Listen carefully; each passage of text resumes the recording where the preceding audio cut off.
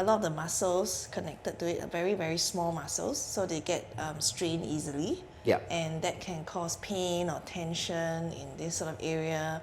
And I think people also can get headaches because it's also sort of related to this muscle here. So it can sort of affect the whole area, right? Yeah. Because there's so many muscles there, any muscles that are sort of affect, like, strain, can affect how you're chewing, you're talking, you're grinding, and whatever. Yeah. So then that becomes a problem, right? Because there's so many muscles that are affecting the whole system, it's so hard to, number one, diagnose the problem, right? I think Because it could translate as a pain, or vague soreness in this area. because it can be right. It can be not. It's usually It's not not so localized. localized, Yeah. yes. Because muscles being muscles, right? They are like very, like a cramp, like a little ache. Yeah. It's not like it's like not this tooth pain. It's like this area is hurting. So it's non-localized. I think that was what we're trying. And also maybe sometimes it's not all the time that it's painful. It could be on and off or suddenly very painful and it spikes.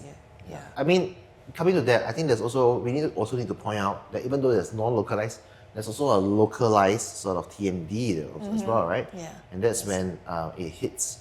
It's a joint pain, right? So instead of the muscles around the joints hurting, it could be also the joint having problems, Yeah, right? you feel directly on that joint itself. Although it's not very common, do you see that a lot? Like having the actual joint causing problems? I think it can present in many, many ways. Sometimes it could be that the joint is not, like we were talking about it moving in this direction. Sometimes it could be that some people have a bit of an asymmetry and then the joint doesn't move smoothly up and down. It moves to one side instead. Deviated. Deviation, Okay. we call it, to one side.